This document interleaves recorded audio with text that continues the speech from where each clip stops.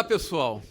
Muito felizes de estarmos aqui novamente com o nosso Codemec Talks, não é? Como vocês já devem saber, é um conjunto de episódios com renomados especialistas do mercado, com ênfase no mercado de capitais.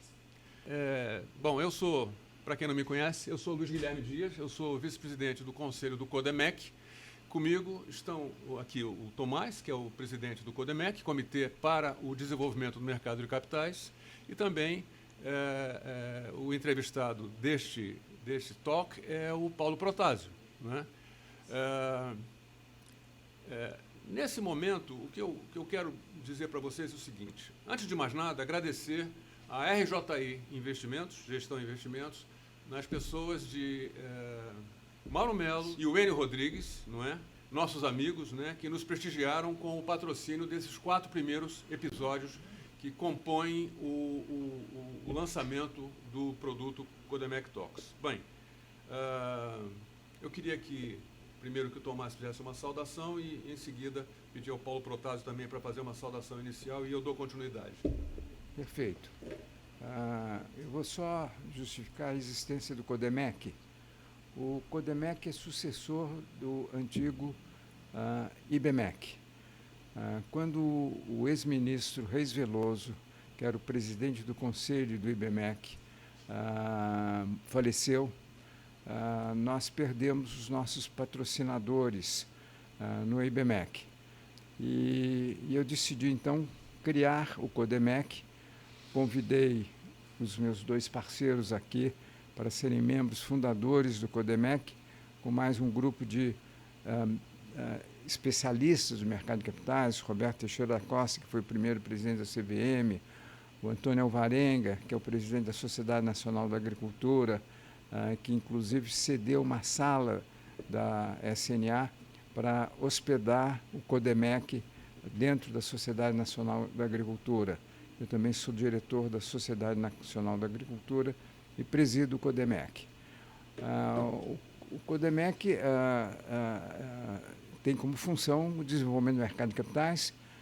Na minha visão, o mercado de capitais e o modelo capitalista é o grande responsável pelo desenvolvimento e crescimento das nações, e bem conduzido, ele é um grande responsável pela melhor distribuição da renda e da riqueza nacional. Bem, eu vou vou dar seguimento a esse evento, passando a palavra para o nosso vice-presidente do Codemec, o Paulo Protásio, para que ele faça a sua apresentação. Muito obrigado. Eu não sei se vou fazer uma apresentação. Eu acho que a gente vai bater um papo. Sim, vamos bater um papo. E esse papo, para ser batido, tem que ter uma bola dividida. Não pode ser uma bola só no pé. Eu gostaria muito de saudar você, no caso, Tomás, por conta da tua tenacidade, a sua busca constante dessa realização. Não é fácil você ter uma instrução como você tem, homem, membro de uma fundação como o CVM, ou seja, você foi um dos traços de maior profundidade na criação daquele organismo, que hoje está aí fazendo o seu papel, continuando a fazer o seu papel, mas ainda num mercado que eu diria acanhado. Ou seja, o Brasil ainda precisa de muitas ações e o Codemec pode ser um instrumento para até esclarecer, até começar mesmo pelas crianças. Ou seja, por que você deve olhar a parte do mercado financeiro como uma das contribuições inteligentes, tendo em vista os desafios que você hoje tem, que são de todas as formas, são gigantes e multiplicados por N, uma potência N qualquer. Ou seja, perante aqueles que já conosco fazem essa tomada de posição, por que não comparar o Brasil com a Índia? Por que não comparar o Brasil com a Rússia? Não precisa ser uma comparação tipo norte-sul. Pode até ser sul-sul. Ou seja, dentro de uma ordenação de tal ordem que a gente começa até a ver o que é parecido. Por exemplo, tivemos uma sorte enorme, e é uma bolinha que cai na búlica sem você realmente saber. Qual é? O fato de você ter, por exemplo, uma reunião do G20, que são as 19 mais mercado europeu no processo, maiores economias do mundo, juntas, por tantos anos, são 18 anos. A nossa reunião vai ser a 19ª. E uma evolução permanente. Ou seja, o G20 ele nasceu só para cuidar das finanças. Era o ministro da Fazenda e o presidente do Banco Central dos 20 países, das 20 representações. Mas o que aconteceu? Eles chegaram à conclusão que não adianta procurar uma solução só com base nas finanças. Há que acrescentar as demais ações. E a cada ano o processo foi enriquecendo. A cada ano havia um aditivo na nossa gasolina. Ou seja, aumentou a importância e a abrangência e o papel que o G20 passou a ter no mundo. Muito interessante. Tomás, sem secretaria-geral, sem ter uma estrutura formal. Ela é informal, é uma troika. Essa troika é representada por aquele que vai ser o host, o hospedeiro, que é quem comanda o processo, aquele que vai ser o sucessor desse processo, que vai ser o próximo. Esse está bem perto do primeiro, a cadeira 1 e a cadeira 2 são próximas. E tem uma terceira cadeira, que é aquela que vai se suceder dentro de 2 passos. 2 anos seguintes, é a vez dele. Esse é mais ouvinte do que participante, mas ele está lá para aprender. Tudo isso aconteceu de uma forma espetacular. E eu vou até exaltar um deles, que é o Narendra Modi, que é o nosso primeiro-ministro da Índia. Ele realmente ele preparou a Índia para ser o seu, digamos, ponto de mudança, um turning point. Por quê? Nesse evento, todos os temas foram colocados na criação desses 18 anos. E, para minha surpresa, ao identificar que ele tinha esse papel, eu comecei a acompanhar o G20 há uns 4, 5 anos, talvez mais, e ele estava sempre presente. Mas ele não ia só para a assinatura do documento, para a conversão daquela, vamos dizer, ideia de propósitos das lideranças dos 20. Ele ia mais na direção específica, digamos assim, de um tema que ele levava. Ele levou vários temas, provocou de várias formas, inclusive coisas que eram preocupações da Índia. A mulher, por exemplo, ela tinha um desnível de relacionamento grande. Ele foi a favor do tema mulher. Ele foi a favor desse processo. Paulo, deixa eu te interromper um minutinho. Bom, já deu para notar que o tema central de hoje é o G20. Né? Não foi à toa que nós convidamos o Paulo Protásio, que além de ser o presidente do conselho do CODEMEC, né, Comitê para o Desenvolvimento do Mercado de Capitais, ele também hoje ocupa uma posição realmente de uma importância fundamental nesse fórum global, né, que é o G20, né, que está sediado aqui no Rio de Janeiro. Eu vou até pedir a ele para explicitar o cargo, né, que ele é um diretor estatutário e nomeado pelo governador do estado do Rio. Então, de novo, né, o tema central é o G20, não é, que tem uma importância enorme exatamente nesse momento. E eu queria provocar um pouquinho o Paulo dizendo o seguinte: o nosso governo hoje enfrenta um grande desafio, que é a redução do déficit fiscal. Não é? Estamos aí atravessando um período de turbulências. Não é? Esse é um ano de eleições, não é, que deve nortear aí uma série de talvez possíveis mudanças, mas, enfim, ainda está muito cedo para falar nisso. Como é que você acha que foi um momento feliz para o Brasil sediar o G20 hoje, não é? Levando em consideração que nós estamos aí resolvendo problemas internos, ou não? Não é? Como é que você enxerga isso, Paulo? Por favor. Eu acho que isso foi um pensamento e uma, vamos chamar assim, uma oportunidade que caiu no nosso colo. Ela não foi, vamos dizer, premeditada, organizada, estruturada de uma forma estratégica, como foi a reunião, por exemplo, da Índia. A reunião da Índia ela foi tamanha, vamos dizer assim, especificamente falando da estratégia do país, no comando do primeiro-ministro Modi, tão significativa que ele trocou a data do momento da Índia com a Indonésia. Ou seja, ele ia ser 21. Aí ele disse, ele ia ser 22. Ele disse, não quero, eu quero os 23.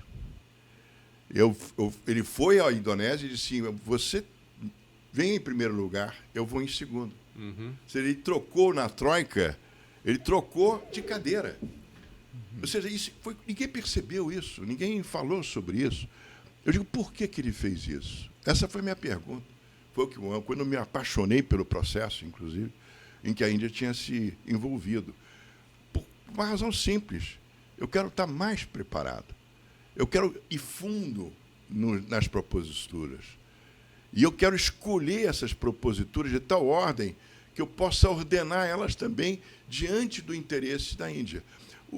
A Índia, para ele, assumir a verdade, às vezes não é fácil, principalmente no tema político. Ou seja, você saber que você vai dizer alguma coisa que você não é bem assim. Né? Não. Ele disse que ninguém conhece a Índia. Conhece Nova Delhi, o Taj Mahal, fica por aí. E talvez muito poucos conheçam o Brasil. Muito poucos nós mesmos não conhecemos. E ele tratou de fazer esse papel exatamente para dentro e para fora.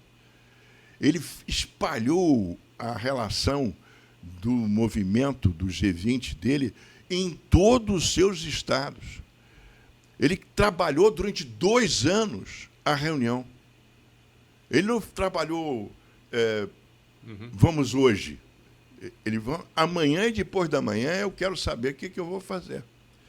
E mais ainda, ele tramou de tal forma esse processo que aconteceram as descobertas novas. Ou seja, hoje em dia todo mundo sabe que a Índia é maior do que a China em termos de população. Ponto, acabou. Pô.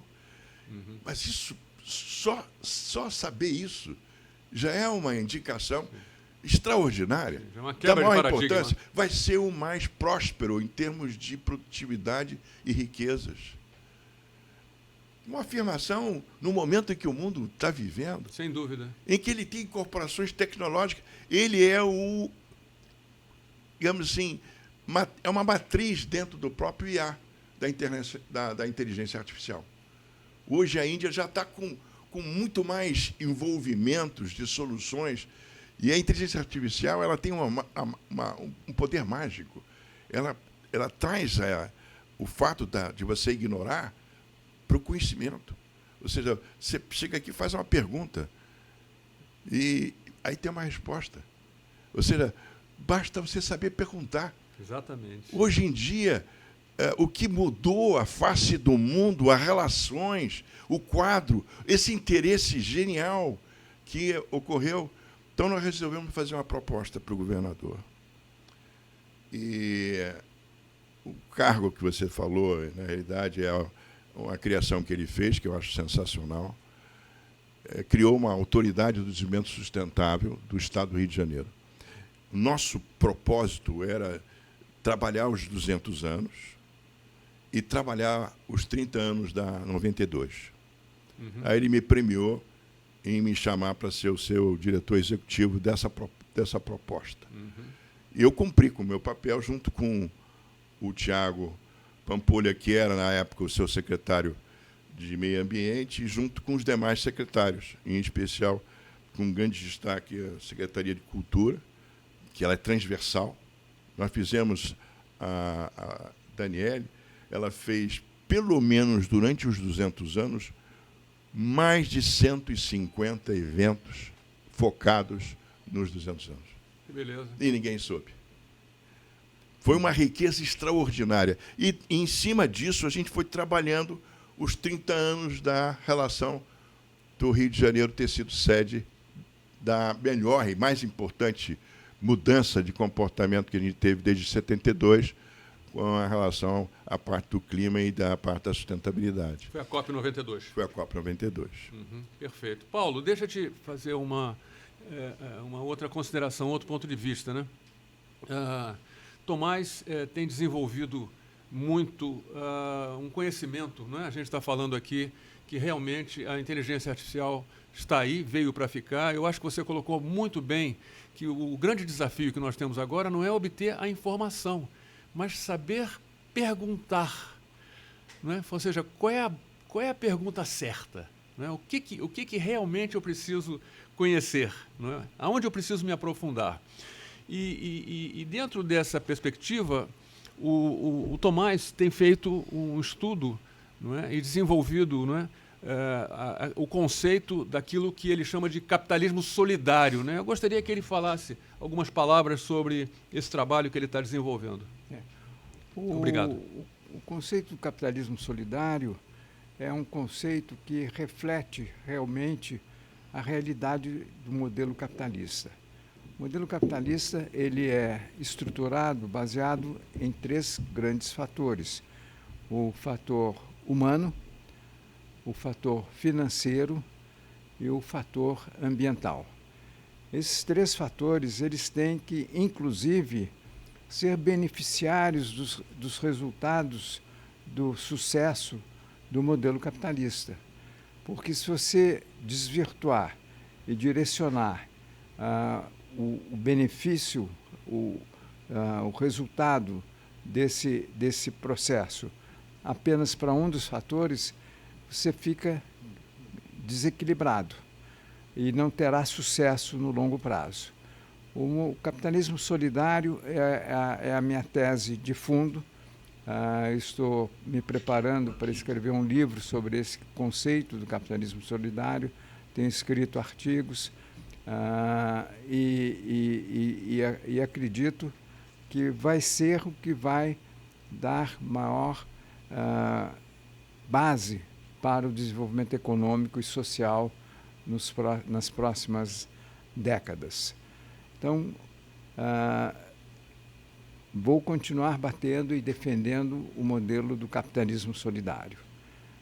O CODEMEC ele tem, obviamente, uma série de outras atribuições. A educação. A educação, você não pode falar em desenvolvimento sem falar, em primeiro lugar, na educação. Mas a educação vem atrelada a um fato anterior, que eu chamo a habitação. Como é que uma criança que mora num quarto com 4, 5 pessoas pode ter uma educação em tempo integral? O Brasil já experimentou, na época do Brizola e do Darcy Ribeiro, os modelos de escolas em tempo integral. A Coreia, depois da guerra, ela cresceu e desenvolveu-se da forma que se desenvolveu através de um modelo de educação em tempo integral. Mas para você dar a educação em tempo integral, você tem que dar uma pré-condição que a habitação esteja linkada a esse processo, porque nenhuma criança pode estudar em tempo integral se não tiver tido uma noite bem dormida. E uma noite bem dormida num quarto com 5, 6 pessoas é quase que uma hipótese impossível de se materializar. Bem, mas o capitalismo solidário, para mim, é o grande fator de desenvolvimento e a grande mudança que vamos continuar assistindo nos benefícios do modelo capitalista. Como se fosse uma fronteira, não é, Tomás? É uma nova fronteira. Eu queria pegar esse gancho, nenhuma. Tomás, e falar um pouquinho, e voltar à questão central, ao tema central, que é o G20. Quer dizer, não basta você ter como objetivo, não é, como meta, né, o fortalecimento econômico das nações. Você também precisa, como consequência, talvez, atacar a questão crítica, que é a desigualdade, né? A desigualdade, a pobreza, né? Que está aí para nos deixar cada vez mais atentos, vamos dizer assim, por um problema que é fundamental, que precisa ser atacado com toda a energia necessária. Daí eu pego essa ideia do capitalismo solidário para perguntar ao nosso entrevistado, Paulo Protásio, como é que ele, quer dizer, que iniciativas concretas o G20 está desenvolvendo nesse momento, né, na direção da redução da pobreza? Seria possível a gente ter essa informação? Bom, eu acho que será uma surpresa para todo mundo. Ou seja, a engrenagem que é traduzida pela própria estrutura do G20, ela primeiro, ela tem uma capacidade mobilizadora extraordinária. Não estamos falando das 20 maiores, plus os outros convidados, né? Tem mais convidados também ao lado disso tudo. Não são só os 20. Eles todos estão com uma cartilha pronta, arrumada, há muito tempo. Essa forma do trato do tema, ele tem não só a via financeira, mas ele tem uma outra via dos Sherpas e a ação dos temas, que é muito rica. Você imagina envolver os ministros específicos de cada um dos setores dos 20 países dentro de cada um desses temas, e um deles, evidentemente, que central é essa de processo do desafio da desigualdade. Até mesmo para o próprio IBGE, nós criamos uma casa chamada, até quem é uma iniciativa da Secretaria de Cultura, com quem nós estamos trabalhando muito próximos no processo, que é a Casa Alvim, dentro do processo, agora é Casa do G20, ali na praia, em frente à praia. Uhum. Ela é totalmente estruturada para isso. Praia do Flamengo? Praia de Copacabana, próximo ao Arpoador, entre Ipanema e o final do Arpoador, logo no início. Uhum, uhum. E ela é muito bem estruturada. Casa de Cultura Lara Alvim. É, Lara Alvim. Ok. E ela é muito bem estruturada. Ela está hoje, inclusive, com um podcast igualzinho a esse, organizado para fazer, inclusive, programas sistemáticos dentro da área temática, que é gigantesca, é numerosíssima, né? E o próprio IBGE, essa semana, o presidente do IBGE, o presidente Márcio, foi lá especificamente para anunciar, por exemplo, por que a gente não se compara, no termo da desigualdade, com outras nações, membros desse mesmo processo. Uhum. Você chamou a atenção, por que não se compara com a Índia? E ele vai fazer isso sistematicamente. Nós vamos fazer durante os próximos semestres, esse semestre e o próximo, ele vai fazer arranjos e programas interagindo com todos eles para saber como é que a gente está nessa relação. Que eu acho que é fundamental você perceber a si mesmo na relação com os terceiros. E há uma ambiciosa forma de nós nos vermos, porque nós fomos norte e sul no processo. Eu não sei se aqui tem um depósito, tem uns mapas que a gente também está criando no procedimento, mas se tiver, seria até bom a gente colocar na tela. Produção, a gente pode colocar na tela o mapa? Não sei, mas pode levar algum tempo, mas a gente pode preparar esse negócio de tal forma que a gente possa até revelar. Ou seja, o Brasil tem uma mensagem a ser dada para si próprio, dentro do quadro do seu interesse, de como é que ele está em relação ao mundo. Ou seja, não é só essa comparação de dados em que a gente possa fazer. Começar pela própria reestruturação do que a gente é, compreender o país como nós Durante o projeto de 200 anos, a primeira coisa que a gente começou a perguntar é: será que a gente tem a cartografia correta? Uhum. Essa é o mapa mundi em que a maior parte do mundo da vida da gente foi criada, em que a Europa está no centro. Ou seja, ali é que existe essa relação. O Brasil, durante esses 200 anos, aprendeu de uma forma muito, muito diferente daquelas que nós deveríamos ter aprendido. Ele é um país atlântico.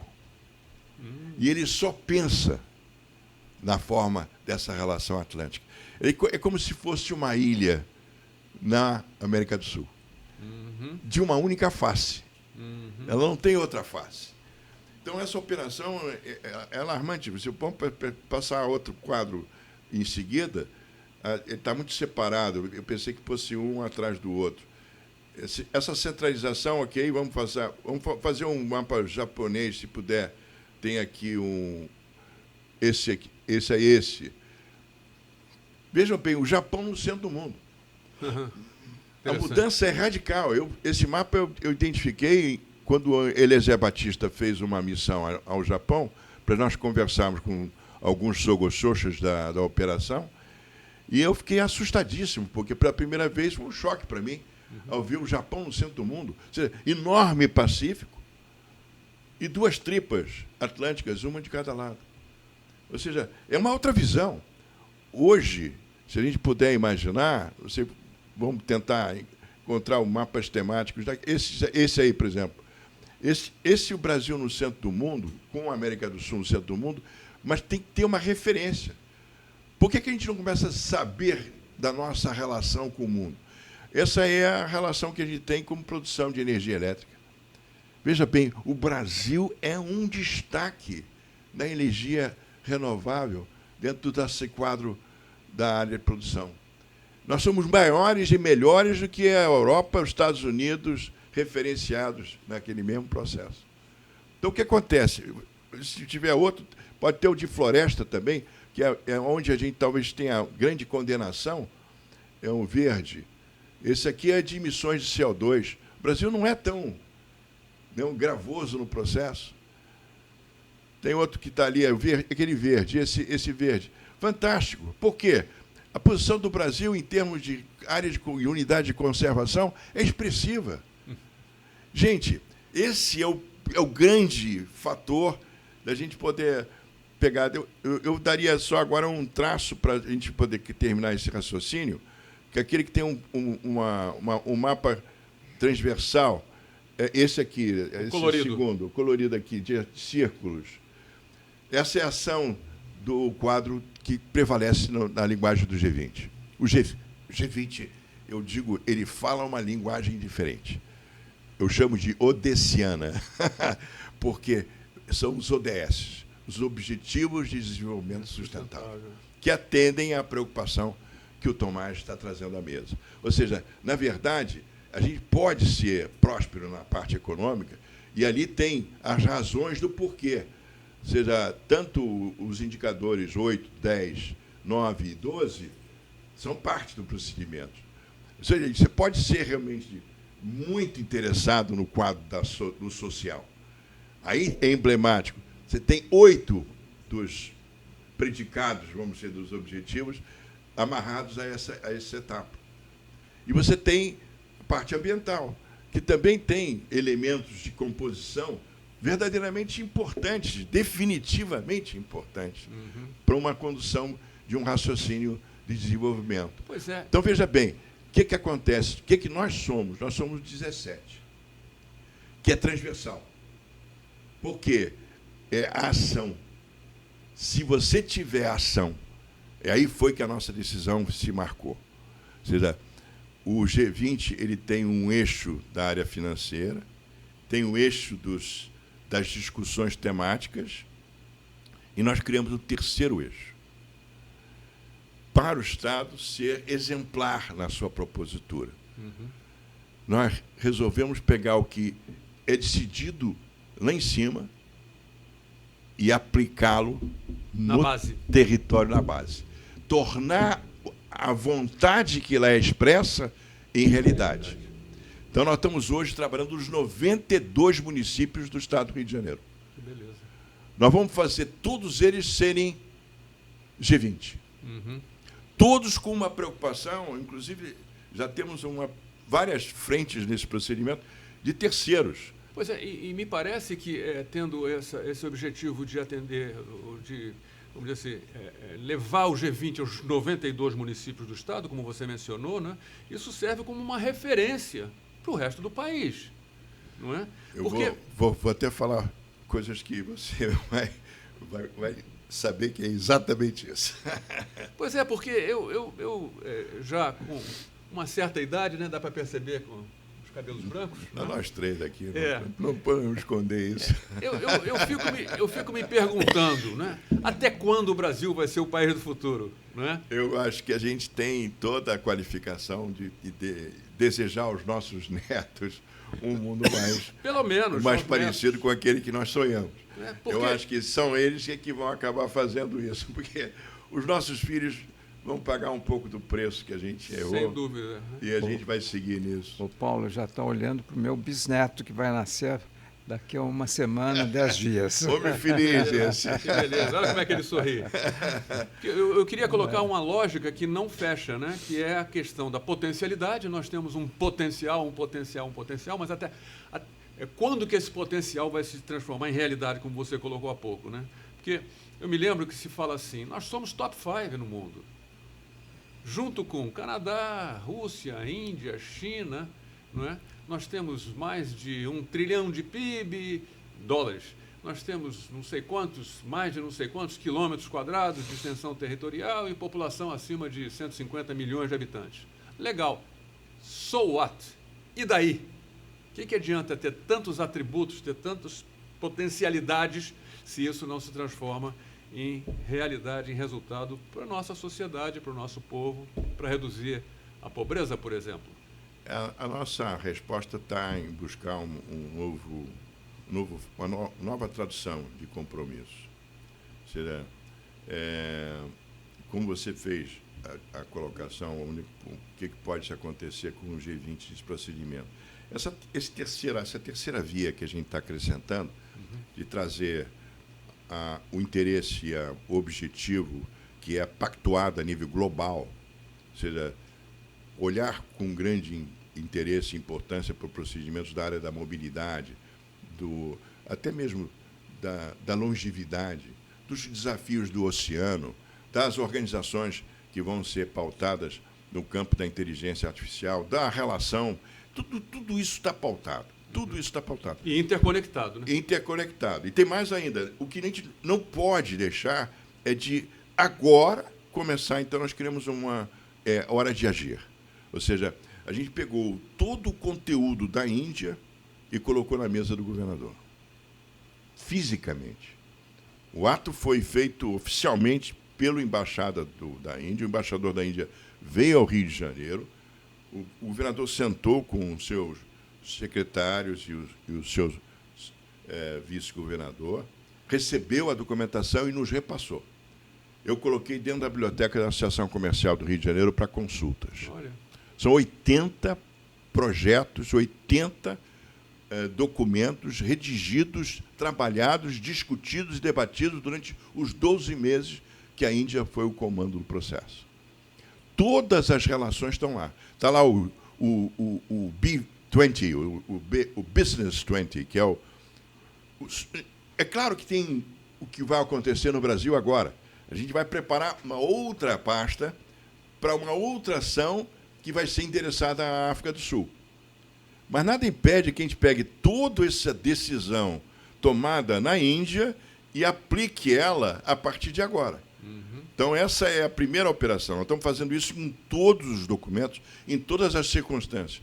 Na mobilização em torno, por exemplo, da indústria do aço na economia circular. Por que não fazer com que isso seja cada vez mais intenso em relação à produção brasileira? Por que você não entra nesse círculo virtuoso de pegar e refazer, e reprogramar, e reusar os seus dejetos, aqueles que você coloca e joga fora, inclusive esses navios todos estão aí na Baía de Guanabara, por que não transformar isso em matéria-prima? Então, essa operação toda está sendo cogitada. E há uma mobilização gigante em torno disso. Não são uma frente, não, são N frentes. São N instituições, N empresas. Nós tivemos ontem, nós tivemos aqui o Gunther Pauli, que é o promotor e o grande articulador da economia, chamada Economia Azul, apresentando um projeto para o Rio de Janeiro. Fantástico. O book dele, inclusive, vai estar disponível na internet para a gente poder consultar e ver quais são as propostas que ele tem para que a gente possa fazer a diferença a partir do Rio de Janeiro. Começar pela internet. A nossa internet é lerda, é pequena, é devagar. Por que a gente não pode ela ser melhor? Pode ser maior, mais abrangente. Estamos trabalhando com o IRM, com o Instituto Rio Metrópole, para fazer com que haja os 22 municípios entrelaçados no processo, um avanço significativo. Por que não fazer isso dentro de um comportamento em que a gente possa não só atender o interesse, claro que isso tem que ser de lideranças dos seus municípios, através das suas prefeituras, dos seus líderes, das suas instituições, das suas escolas, das suas pessoas que lá estão interessadas em mover no seu território essa perspectiva de um futuro melhor. Então, essa fase inicial está sendo muito interessante. Imagina. E o mais incrível, doutor Luiz Guilherme, é que estão sabendo. Porque como a gente mexeu... Cria consciência, né? E quando a gente mexeu para ter o Brasil indicado, tudo bem, era o Brasil indicado para ser sede de Mas era um candidato apenas, né? Ele foi indicado na altura de 21 para 22 e houve o aceite normal dentro do processo, mas só quem ia decidir o local era o presidente da República eleito. Veio Lula, aí nós resolvemos aproveitar a reunião que eles chamam do consórcio dos estados e dos governadores do Sul-Sudeste. COSUD. E o COSUD serviu para nós nos reunirmos, juntamente com o Cláudio Castro, no processo dessa liderança, ajudado pelo seu principal homem dentro da área do próprio governo, que é o Rodrigo Abel. Ele me ajudou perfeito, orquestrou de uma forma muito inteligente, muito pacífica e entusiástica a adesão de todos os governadores para indicar o Rio como sede. Quando nós garantimos a sede, daí em diante era uma forma de a gente poder usar a documentação para fazer a tradução gerada a ser na direção do que nós vamos chamar de terceira via, que é traduzir o global para o local. Glocal. E essa glocalização, que o americano, inclusive o Banco Mundial, já está adotando essa terminologia, o glocalization, significa você realmente pegar aquilo que é o mais significativo a nível global e traduzir isso numa ação de benefícios a nível local. Ou seja, passa a existir. Então, aí nós criamos o Hora de Agir. Essa Hora de Agir não pode passar do nosso espaço em branco. Ou seja, cada dia, cada hora, cada minuto, a gente tem que estar avançando. E o governo tem que experimentar esse tipo de coisa, e, inclusive, superar essas dificuldades, que muitas vezes essas ondas também são móveis na área política.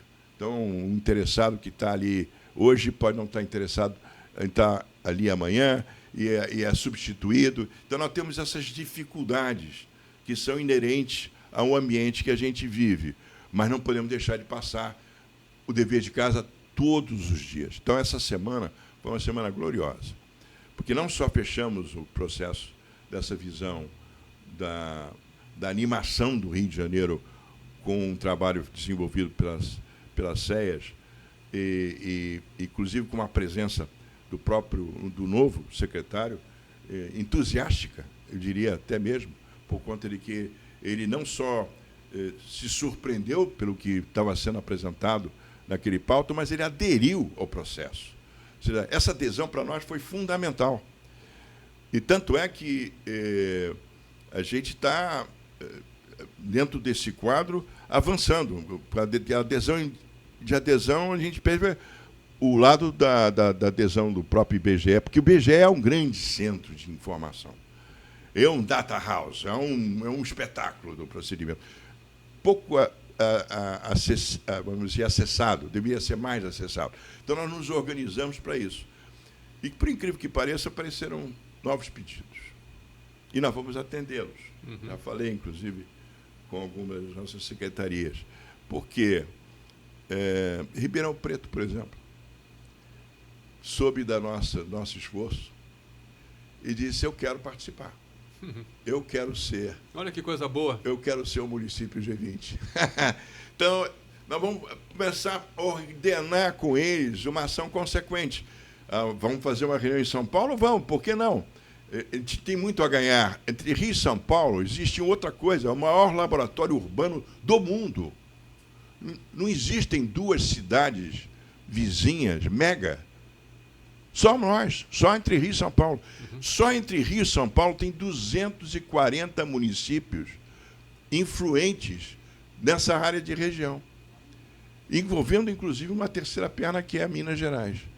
Então, o que eu posso dizer a você é que nós estamos diante de um enorme quadro de progresso. É preciso que se conheça, que se tenha isso como informação e se transmita. Essa oportunidade que vocês criaram aqui, inclusive, para mim, não só. Pois é. É grata, mas é na hora certa. Pois na hora certa é com a pessoa certa também. Eu diria que você falou há pouco sobre a questão da economia circular e você citou o setor de aço, né? Siderurgia, metalurgia, onde o Brasil é competitivo. Nós somos muito competitivos, né? E também na transversal, né? Na mineração, né? Temos aí a Vale, né? Uma companhia que é uma das 3 maiores mineradoras do mundo, não é? Saindo do global e indo para o local, não é? Como é que você enxerga a realização desse G20 no Brasil nesse momento, né?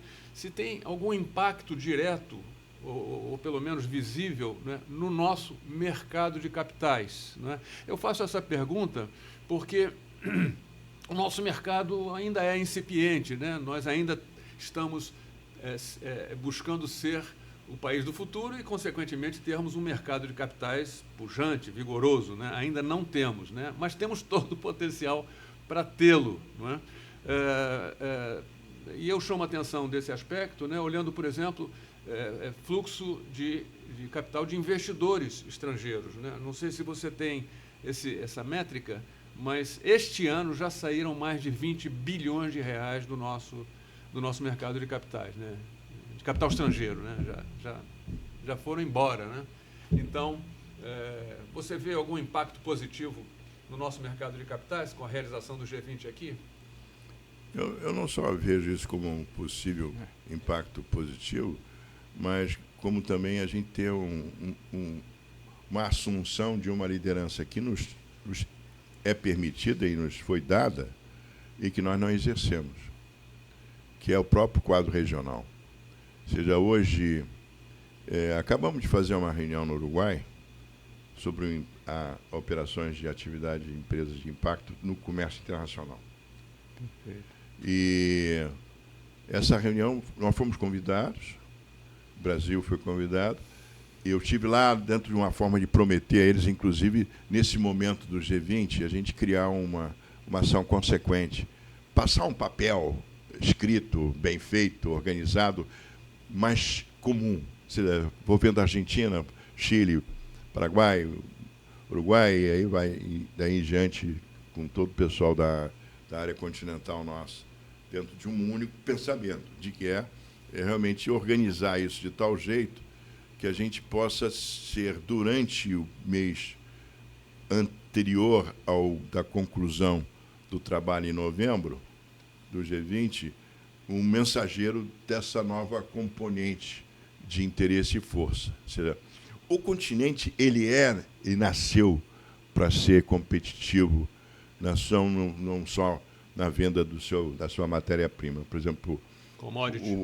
o aço que a gente produz na China tem a base da produção do material do nosso minério. E ele volta. E volta de uma forma competitiva, não. Ele volta de uma forma agressiva. Por conta de que a relação de competitividade dentro do quadro da sua atividade produtiva também é muito, vamos dizer, mais garantida em termos de sua sofisticação, de adesão, etc., etc., e com volume. A escala da produção é enorme. E a China hoje está em menos demanda.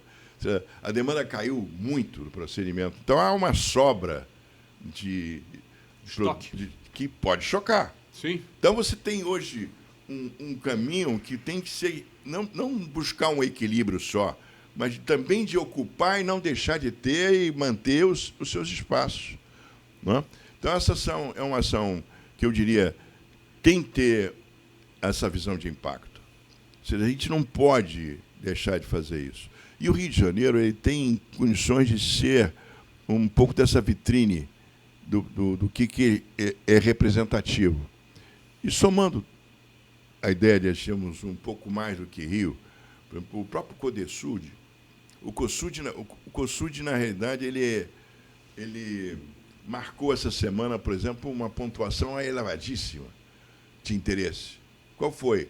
Na reunião de Porto Alegre, os governadores, ao sentarem juntos, elegeram um ponto comum de altíssima importância, que é segurança.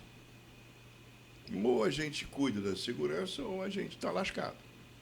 Correto. E eles foram muito positivos, propositivos também, e elegeram o tema e trataram do tema. O que fizeram depois da reunião? Não foram para casa, não. Não, arrumaram a mala e foram a Brasília, ontem. Uhum. Anteontem, e já com repercussão na imprensa hoje e ontem. Então, o processo de que queremos que haja uma segura forma de entender as circunstâncias da segurança no país. Não só no meu estado, no país. Uhum. Dentro de um quadro em que a legislação não pode ser a favor de um quadro de que se perca o comando e o procedimento sejam, vamos chamar assim, contra a própria sociedade, resultando, inclusive, em insustentabilidade de determinados locais, em que o Estado não entra. É proibida a entrada do Estado. É atribuição do município. Não, o Estado... Aí fica uma lacuna, né? Não, o município idem, porque quem comanda é o lado criminoso. Ah, sim. Quem comanda aquele território é um outro ente que não é sob o regime... É um governo paralelo. É um governo paralelo. Então, esse quadro ele é de tenor. Dramático. Eu diria, seria possível que houvesse uma repercussão se fosse um posicionamento isolado? Não teria. Uhum. Mas foram todos. Uhum. Todos foram à mesma sala falar com o ministro no sentido de que esse é o nosso problema, essa é a nossa chamada, essa é a nossa obrigação de partilhar com vocês. É hora de agir. É hora de agir. Pois é, Paulo. Olha, eu estou achando essa conversa aqui tão agradável que eu, por mim, ficava aqui até meia-noite. Não é? Mas eu acho que nós já estamos no tempo, correto? Então, eu queria passar a palavra para o Tomás, para ele fazer as considerações finais, depois pedir ao Tomás para passar para o Paulo também, para ele fechar, e depois fechar comigo, por favor. Eu queria fazer uma observação relevante no sentido da importância da formação da poupança de longo prazo para os processos de desenvolvimento. Poupança de longo prazo está intimamente relacionada aos fundos previdenciários. Nos Estados Unidos, no início da década de 70, o modelo previdenciário americano foi completamente refeito. O modelo que vinha desde a Segunda Guerra Mundial era um modelo que eles chamavam de benefício definido. E na década de 70, início da década de 70, 72, duas visões foram alteradas nos Estados Unidos. A primeira é essa da formação de poupança de longo prazo. Os fundos de pensão passaram a ser fundos de pensão de contribuição definida. A contribuição definida, você acumula a poupança e investe, dando condições de surgimento e de desenvolvimento de novas empresas. Eu vou só citar os números que eu tenho, esses números de cabeça, que é uma coisa que sempre me preocupou. A década de 80 e 90 foi chamada a década da nova economia americana. Ela é fruto da mudança no modelo previdenciário americano do início da década de 70. Essa poupança de longo prazo foi investidora e contribuiu para a formação de mais de 60 mil empresas que recorreram ao mercado de capitais porque havia disponibilidade de poupança de longo prazo para investir nessas empresas. E a outra coisa é também uma mudança da início da década de 70, quando os Estados Unidos costumavam dizer o que é bom para a General Motors é bom para a economia americana. Esse ditado foi alterado para o que é bom para a pequena e média empresa é bom para a economia americana. A pequena e média empresa é a grande geradora de empregos. A pequena e média empresa é a grande geradora de novas tecnologias também. São coisas que a gente não se apercebe. E, sem dúvida nenhuma, essa alteração foi feita. Quando eu fui presidente da CVM, eu constituí um grupo de trabalho relativo a um modelo de reforma da Previdência. Eu estudava muito isso com amigos meus de São Paulo, o Newton Molina, presidente da Mongeral Aegon e sócio da Mongeral Aegon, o professor Hélio Zilberstein, da Universidade da FIP, em São Paulo.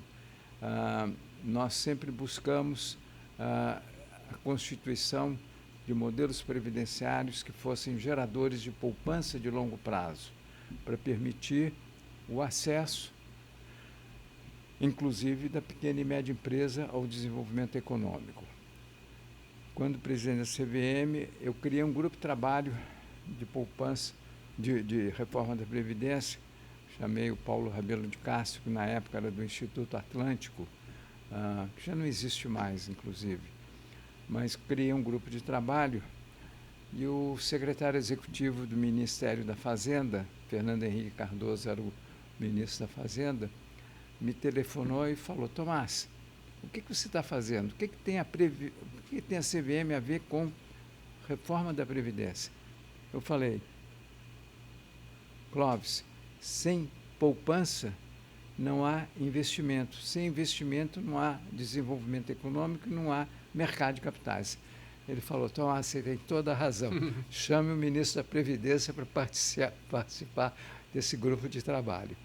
Realmente, nós estamos precisando, continuamos precisando, tem o Hélio Zilberstein na FIP, tem a nova Previdência para os novos trabalhadores, porque os economistas têm uma grande preocupação com custos de transição. Para evitar isso, a gente cria um modelo novo para novos. Esse projeto está elaborado, só que não encontramos ainda suporte no governo para levar adiante a proposta do Hélio. Bem, mas queria apenas enfatizar que sem poupança não há investimento, não há mercado de capitais, não há crescimento econômico, não há riqueza distribuída, porque dentro da minha visão do capitalismo solidário, a grande vantagem do capitalismo é que ele viabiliza a melhor distribuição da riqueza entre os 3 fatores de produção: capital humano, capital financeiro e o meio ambiente. Quer dizer, você tem condições de dar suporte ao crescimento e ao desenvolvimento desses 3 fatores de produção. Bem, era Muito isso. Bom. Okay? Muito bom. Eu acho, Tomás, que você tem razão na sua proposta. O problema está em como despertar o interesse. Como criar consciência. Então, o que eu posso dizer? Não tem melhor momento do que esse. Por razões óbvias. A primeira razão é que todos os fundos no mundo estão sendo revisitados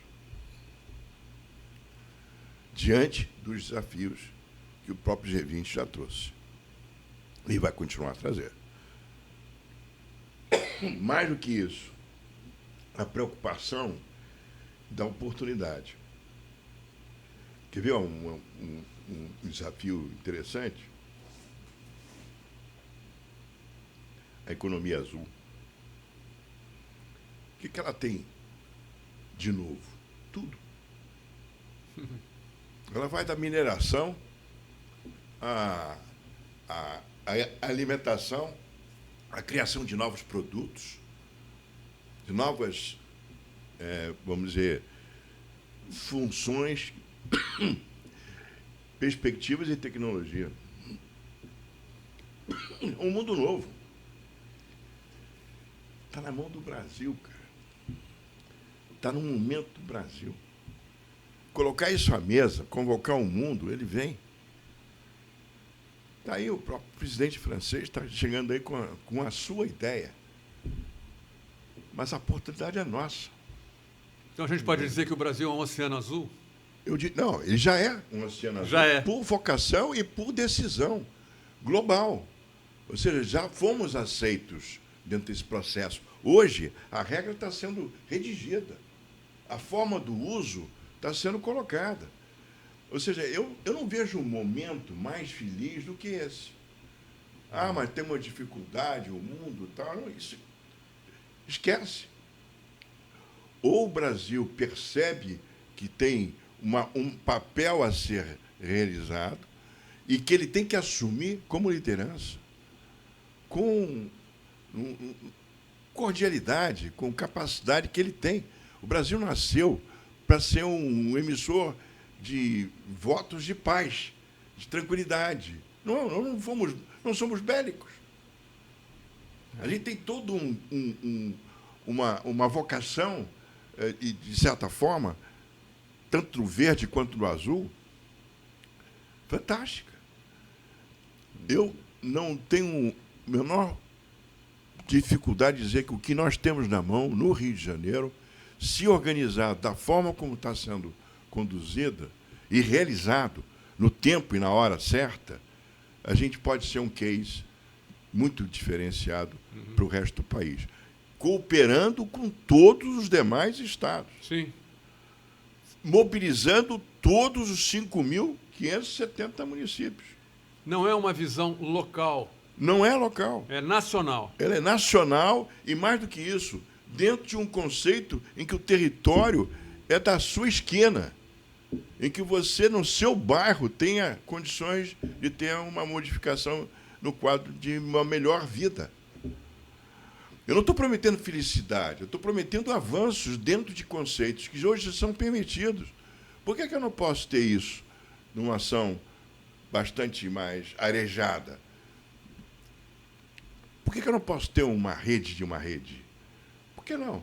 Por que eu não posso fazer o meu interesse do Rio ser casado com o meu interesse de Alagoas, Sergipe, por exemplo, né? Pará, Rio Grande do Sul?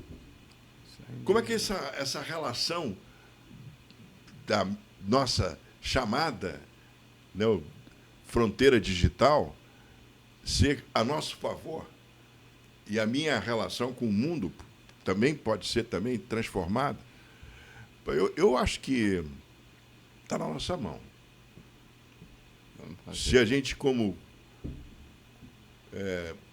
grupo que nós somos, institucional, focado na sala no mercado de capitais, e nos devotarmos a fazer determinados anúncios, indicações e trazer isso à mesa, que façamos. Não deixemos para amanhã, façamos logo, hora de agir. Então, essa visão é uma visão que eu acho que pode estar em todos os campos, em todas as áreas. Agrícola, saúde, educação e aí por diante. Ou seja, não vejo limite para a gente. Muito bom. Bem, lamentavelmente nós chegamos ao final, porque essa conversa foi muito agradável mesmo, né? Eu quero agradecer muito a você, Paulo, por ter estado conosco, por ter aceitado o nosso convite, não é? E por estar liderando, de certa forma, né? Hoje em dia as lideranças não são mais individuais, não é? A gente precisa de unir forças, né, para realmente mudar o status quo, quebrar paradigmas e coisas dessa natureza, né? Então, eu agradeço em nome do Codemec, eu agradeço imensamente você ter aceitado esse nosso convite e ter participado conosco até aqui. Você que ficou conosco até aqui, eu tenho certeza que você tenha aí um conteúdo muito interessante, não é? Para rever e tal, como outros que virão, não é? Então, peço a você que ficou conosco até agora, não é? Que compartilhe com os amigos, que entre no nosso site, né? Esse conteúdo vai estar gratuitamente aberto a você, né? Tanto no YouTube quanto no Spotify, de modo que